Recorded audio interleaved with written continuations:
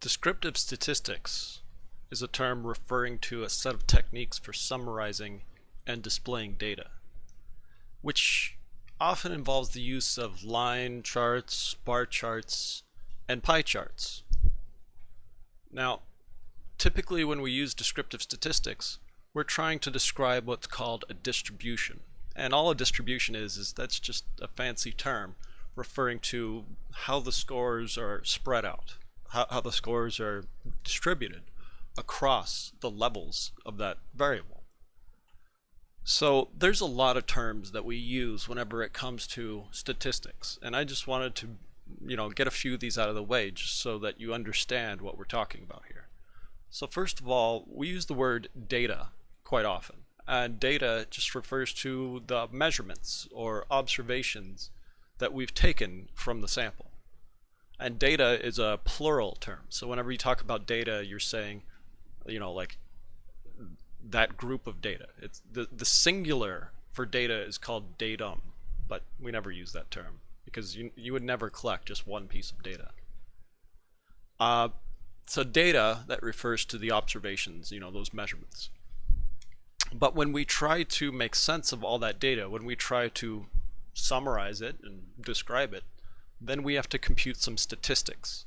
So that's what a statistic is, a summary value, a number that describes the sample. So it's not something you directly measured, it's something you computed, like an average, for example. And then the last term that I wanted to mention is parameter. Parameter is a summary value that describes a population. So it's very similar to a statistic. Statistics describe samples, parameters describe populations. So we can compute a statistic, we can collect that data and compute statistics. But we can't do that for parameters. Parameters, in order to compute a parameter, you would have to measure every single individual in the population, and that just obviously isn't possible. So whenever we talk about parameters, what we're talking about are estimates, assumptions. These are hypothetical values. Now, there's many different kinds of distributions out there that we do talk about quite often, but by far the most important one is called a frequency distribution. A frequency distribution is a method of simplifying and organizing a set of scores by grouping them into some kind of organized display. Like if you look over here on the right, you see that I've grouped all the 2's together, all the 3's together, all the 4's together, and all the 5's together. And that's the basic idea. We just group similar values together. And when we want to present this grouping that we've done, we'll do it using two sets of information. The first one is the set of categories that make up that scale of measurement. So here you see we have 2's and 3's and 4's and 5's. Those are our different categories. And the number of individuals in each of the categories. So we have 3 2's, 3 4's, 5 3's, and 4 5's. And that's really all a frequency distribution is. You're just grouping together similar values and counting how many of them there are. It's really pretty simple stuff, but there is some things to doing frequency distributions that can be a little bit confusing to a new statistician, a new student doing statistics. Like in general, when you want to present a frequency distribution, you do so in the form of a table. So the table that you'll create for your frequency distribution should look something like this one. You can see it has two columns of information.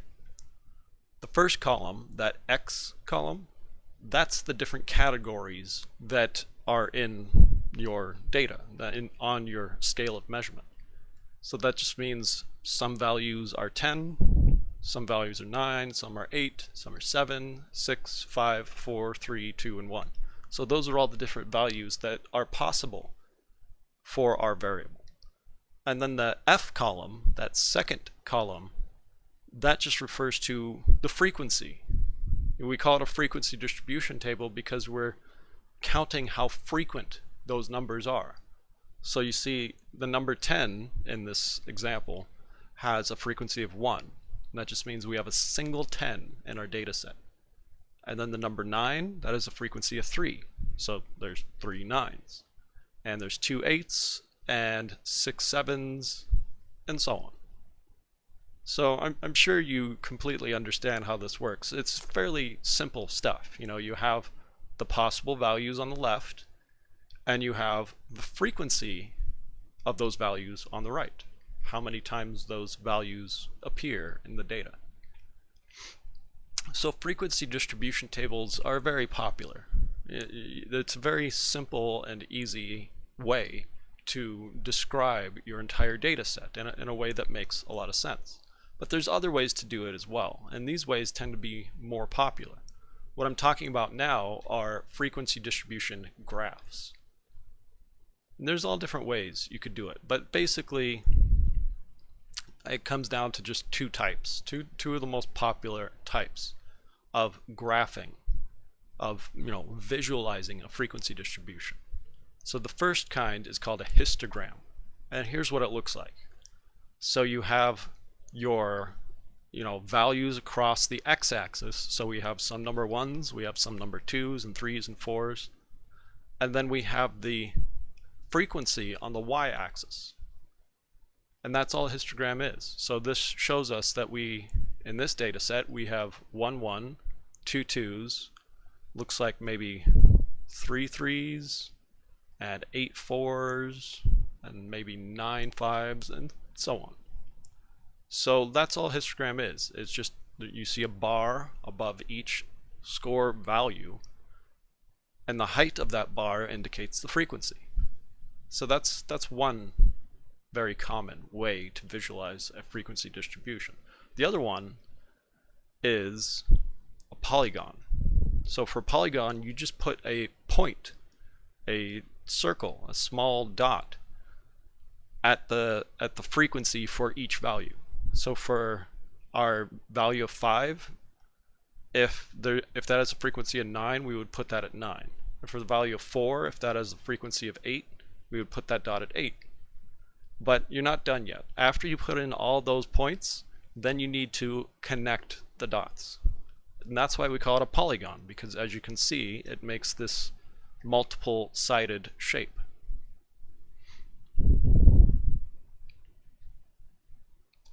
Now, when it comes to the shape of a distribution, there are a lot of terms we use to describe the different kinds of shapes that we see. So I just wanted to share a few of those different terms with you. So first of all, some distributions are what you would call symmetrical. That's when the left and the right half of the distribution are similar. So no distribution is going to be perfectly similar, but if you look at the tallest point, the peak, in this case it would be at 5, and you just compare the left side to the right side, that looks pretty close. It looks pretty similar, so we're just going to call that a symmetrical distribution. But as you can imagine, while many distributions are symmetrical, there are of course some that are not. We call those asymmetrical. So that's when it looks something like this. So when that left side of the peak is not similar to the right side of the peak. And there's different kinds of asymmetrical distributions. This kind you see right here is called a negatively skewed distribution. So that's where the peak is shifted towards the right. And then positive skew would be the opposite. So that's where the peak is shifted towards the left. Sorry, that chart looks a little funky, but you can definitely see the peak is on the left there. So that is an example of positive skew.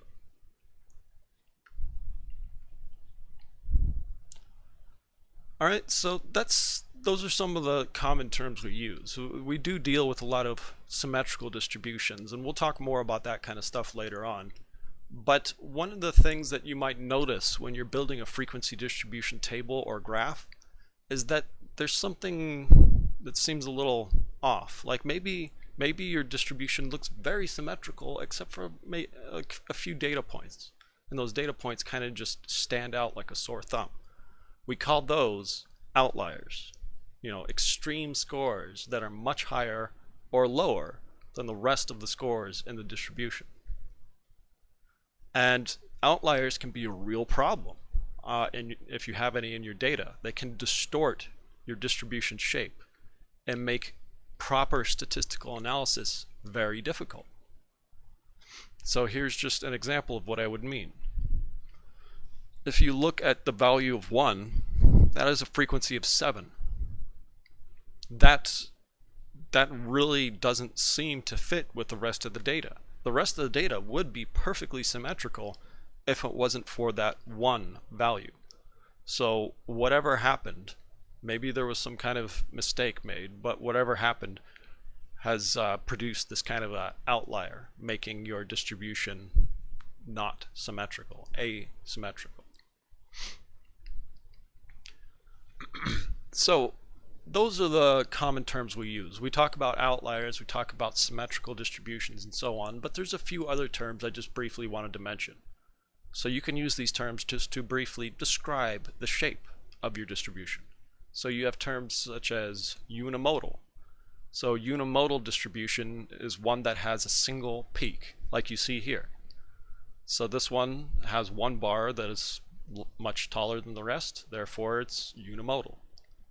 But as you could probably guess, if we have a distribution with 2 peaks, then we would call that multimodal.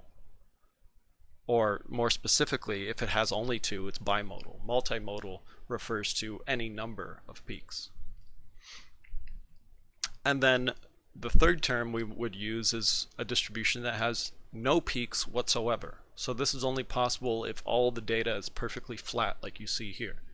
So you would call this a rectangular distribution, or a non-modal, or uniform. We have a lot of words for it, but honestly, we don't really see those kinds of distributions too often. Rectangular distributions are kind of bizarre, and if you ever do get data that looks like that, it probably means that somebody made a mistake somewhere, because that's not very common with most data sets, especially in psychology. So frequency distribution is the perhaps simplest and easiest way to present all of your data. You're not leaving anything out, you're not simplifying stuff, you're not doing any kind of calculation, you're just grouping scores together and presenting them. But for many reasons, researchers do need to simplify the data to a greater extent. They do need to make some kind of calculations to try to describe an entire set of data in just a few numbers. And one of those numbers tends to be a measurement of what we call central tendency.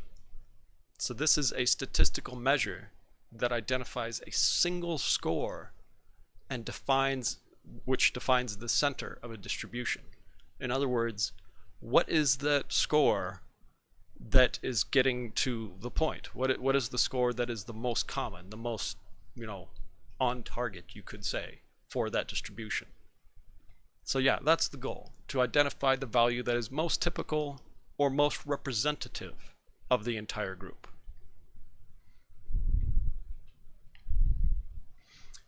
And there's a few different ways you could measure central tendency. Like I said, it's always going to be a number, it's going to be a statistic, but exactly how you measure central tendency is kind of up to you. I mean, certain measures are more popular than others, but there's reasons why you might choose one over the other. So first of all, you have what's called the mean.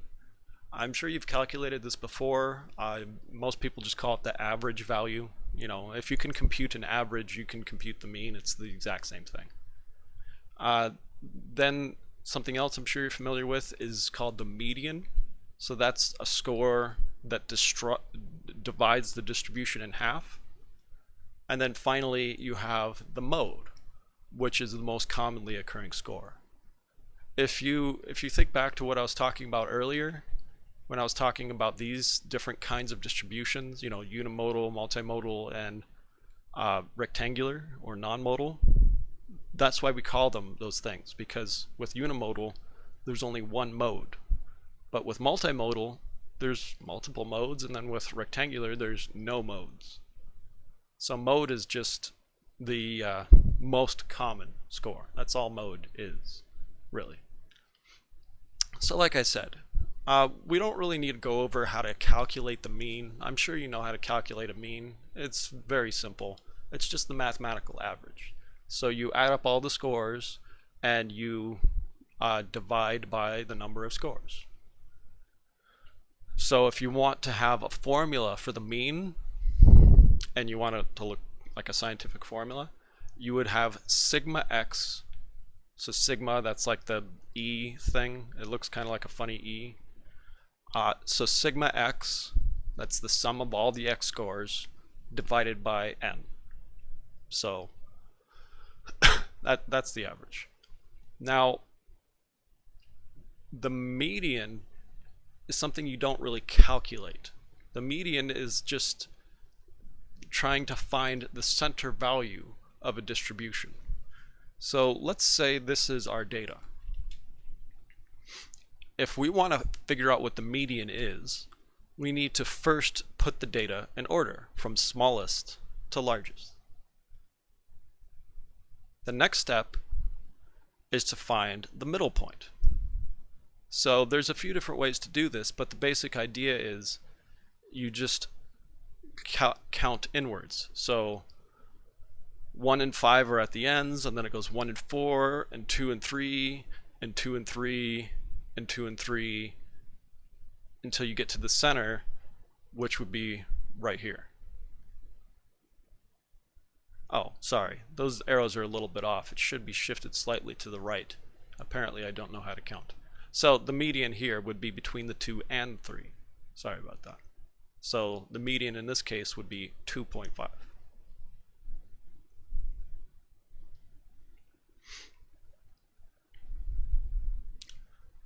But the mode is by far the easiest one to calculate, because all you do to identify what the mode is in a distribution is just try to find which score appears most often. It's the most common score. That's really all there is to it. So the easiest way to calculate a mode is to just, first of all, create a frequency distribution, and then look for the score with the highest F value. So whichever score gets the highest F value, that's your mode.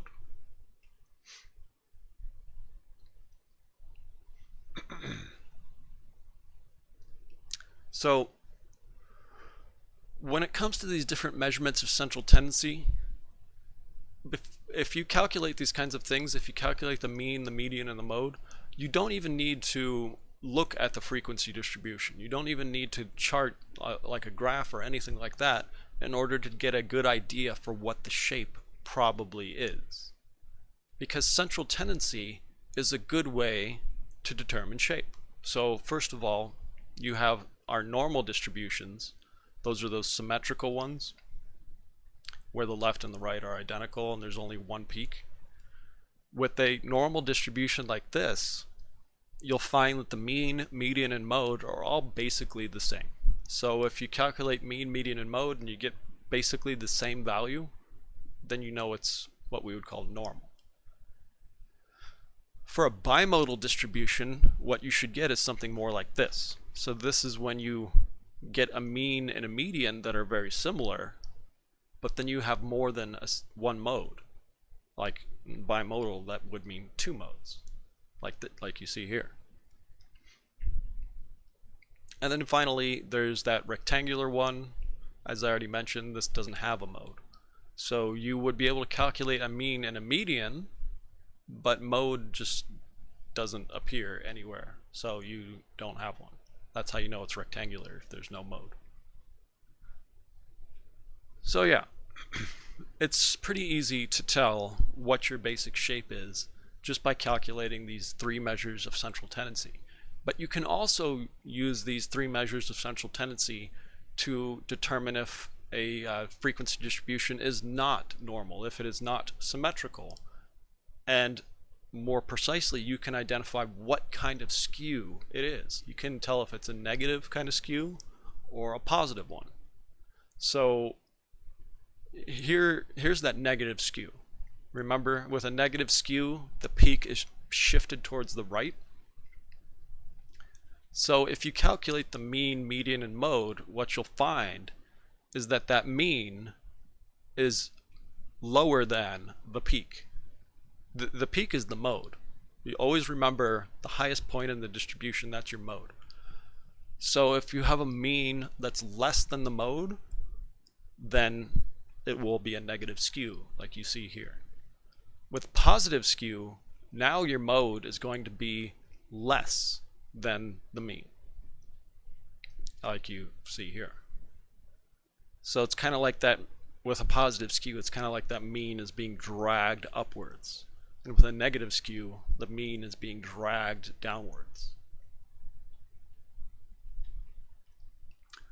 So that's central tendency. And central tendency is by far one of the most commonly reported values. Whenever you look at charts and graphs and things like that, what you're typically looking at are either frequency distributions or measures of central tendency. They tell you a lot of information. They basically summarize the entire data set into a single number, or couple numbers if you're reporting more than one kind of central tendency. But central tendency isn't the whole story. Central tendency does tell you what the most common value is, but you also need to know how good that central tendency measurement is. We have like, it might sound a little strange to talk about it this way, but mean is not always going to give you a good idea of what the data looks like. Sometimes by calculating the mean, you'll get a very accurate description of the data, but sometimes not so much. But there's a way we can figure that out. There's a way we can tell how accurate our central tendency measurements are, and that's by calculating a different kind of descriptive statistic. It's called variability. So variability refers to the extent to which the scores vary around their central tendency. To put it another way, it describes how pointed or flat the distribution is. So when you look at this distribution at the top, this one has a nice peak on it. In that case, we would say the variability is low. Most of the scores are clustered around that peak. But the one on the bottom, it's much more flat, it's much more spread out. So here we would say that it has a high variability. That peak doesn't really account for all that much of the distribution. And we have terms for these different kinds of distributions, but they're not all that important. Now, there's 4 common ways we measure variability, but that's kind of misleading. What you'll see in just a moment is that while each one of these does get used quite frequently, what most researchers do is use these other measurements of variability to build upon each other, because that 4th one, standard deviation, is by far the most useful and the most widely reported. So the first step, the first most basic measurement of variability, is to measure the range, the difference between the highest and lowest scores in a distribution. So it's also the easiest measurement of variability to do. You just find the highest number, the highest x value, and you subtract from it the lowest number, the lowest x value. And that's how you get your range. Like I said, it's very simple. So, for example, if this was your data set, the highest number here is 5 and the lowest number is 2. So to calculate range, you just 5 minus 2. Very simple.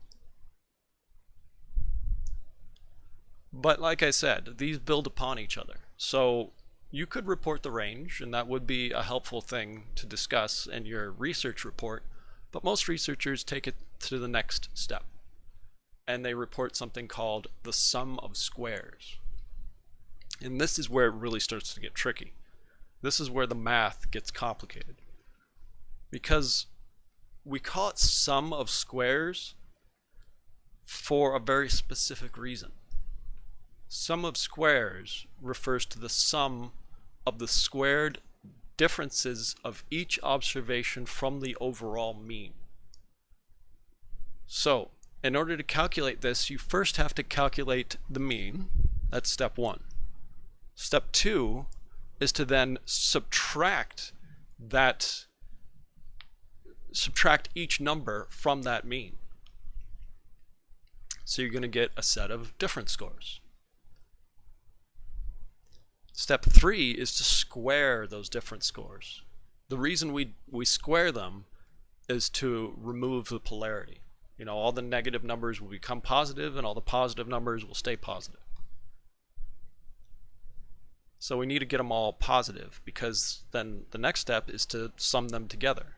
Like if we didn't square them, when we sum them together it'll equal 0. So it's important you do step 3, where you square the difference scores, before step 4, where you add them up. So that'll give you typically a pretty large number compared to the data set that it came from. And while some researchers do report it and talk about it by itself, you generally don't hear about it too often. It's usually just the next step in the process that we're doing right now.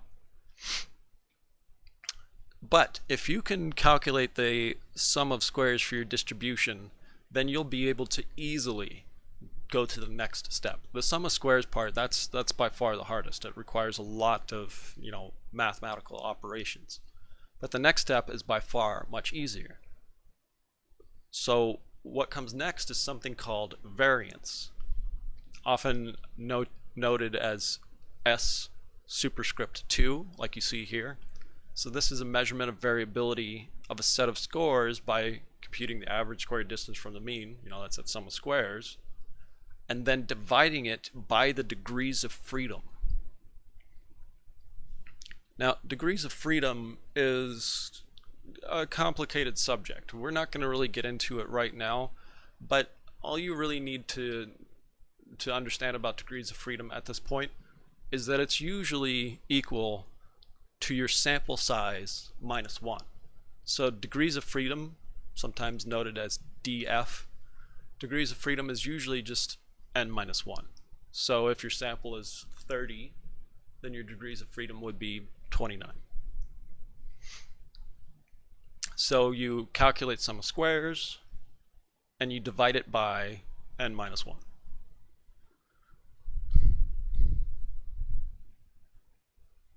And there's your formula for variance. So yeah, like I said, it's pretty simple. If you can calculate sum of squares, it's pretty easy to then divide it by a number. All you need to know is what the sample size was. And then the last step in this process, calculating that standard deviation, is by far the easiest, assuming you have a calculator. If you remember, I was just showing you this variance, S superscript 2, or S squared. Well, if you look at the way we note standard deviation, which is just S, then you already know what you need to do here. You need to get the square root of the variance. That's all the standard deviation is. The standard deviation is just the square root of the variance. But the reason why we use this the most often is because it is by far the most intuitive, the most easy to understand. Because what this is showing us, what the standard deviation is telling us, is what the average distance from the mean is. So if you look at the chart that I have down here, you can see the mean in this normal distribution is right on that peak. And we can also see the average amount of variability from that peak. So it provides you with a range of values that are close to the average. And the larger the standard deviation, the larger the variability. So standard deviation is just a nice, relatively intuitive way to just get a good, quick sense of how similar to the mean those values are. It is in fact along with the mean, one of the most frequently used statistics for all kinds of research. If you read any kind of research report, that's what they're typically going to be reporting: mean and standard deviation.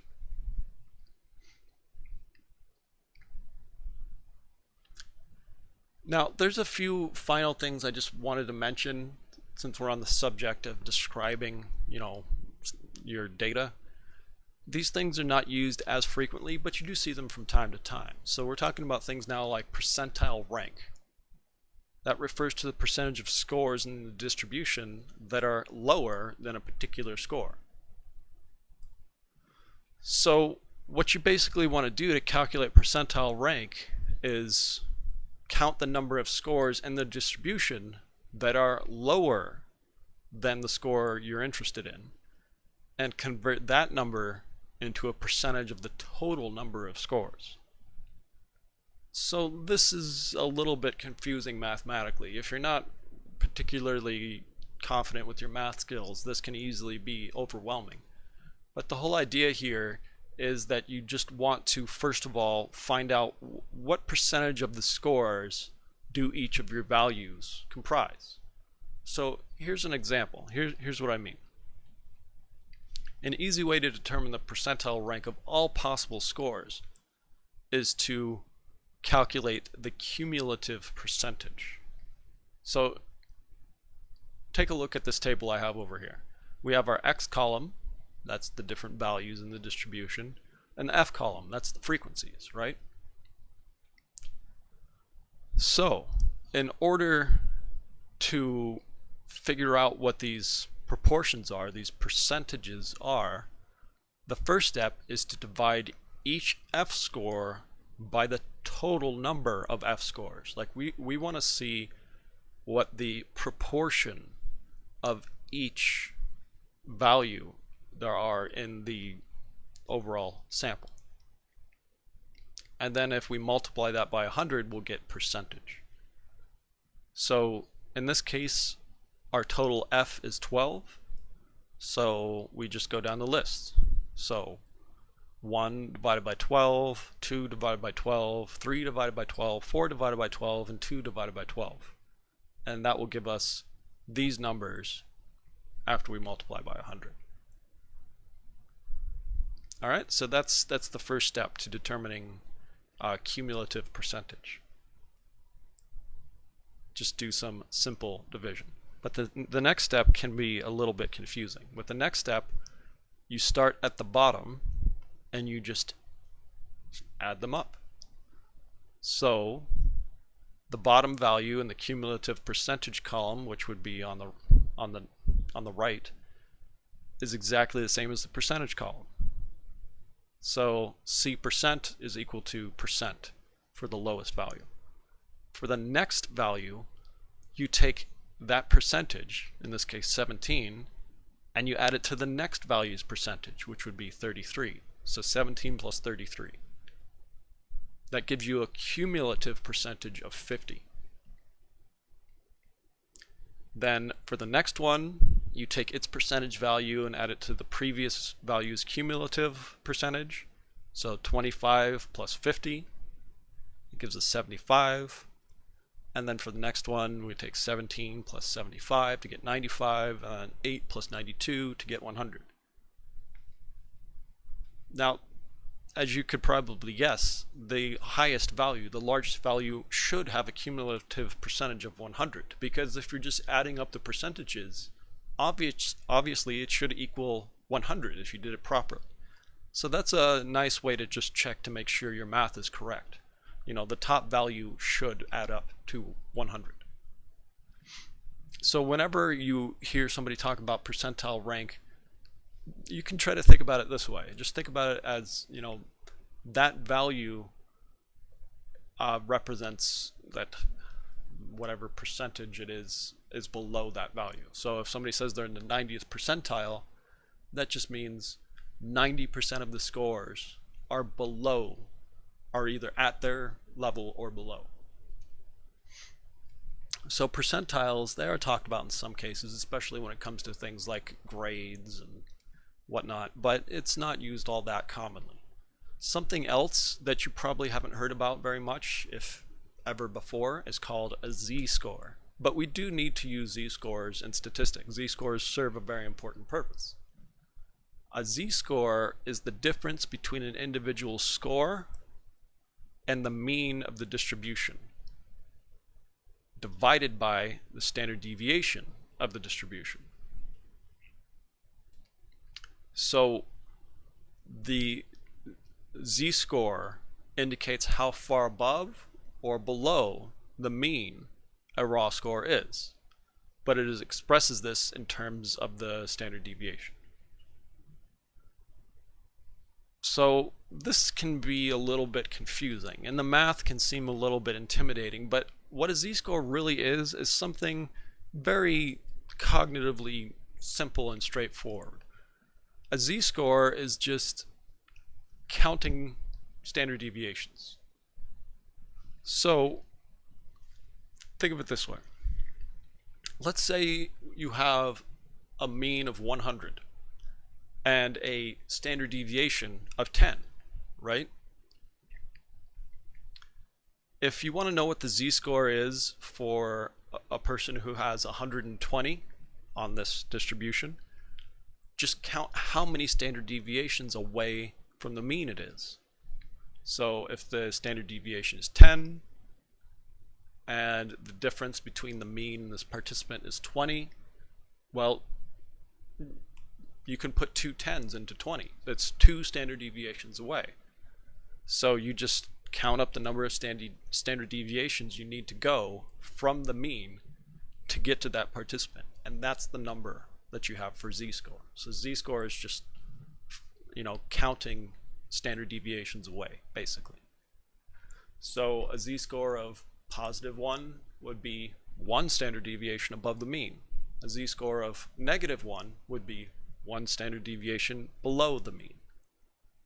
So in our example of a standard distribution, of a distribution with a mean of 100 and a standard deviation of 10, 110 would be a z-score of 1, and 90 would be a z-score of -1, and then score of 100 would be a z-score of 0. So yeah, just count the number of standard deviations away from the mean to figure out what your z-score is. Now, just to wrap things up, I wanted to mention it is important to know what these different kinds of statistics are and how they work. You're not really going to have to calculate them by hand in most cases. There's a lot of software out there like Excel, and of course people have calculators on their phones and whatnot. Google Forms, all that stuff generally is done for you automatically. So you don't need to stress about exactly how to perform these calculations as much as people used to. But just in addition to those kinds of things you're probably aware of, I just wanted to mention a few other things that you have access to, free online statistical analysis programs. Of course, you have Google's software. Like Google has their Google Sheets. It works just like Microsoft Excel. It's spreadsheet software. You can compute all kinds of statistics in there if you know the basics of how these kinds of programs work. But then there's other things as well, like the Rice Virtual Lab for Statistics. There's another website called Vassar Stats. You can easily find them by just doing a quick Google search. And other kinds of stuff too. You can find a more complete list on a website called statpages.org. So just if you're interested in what kind of statistical software you have available, just check out statpages.org. But for most purposes, I find that Microsoft Excel and or Google Sheets, they're basically the same. These things tend to be plenty sufficient for most of my research purposes, and I'm sure you'll find that to be the same case for you.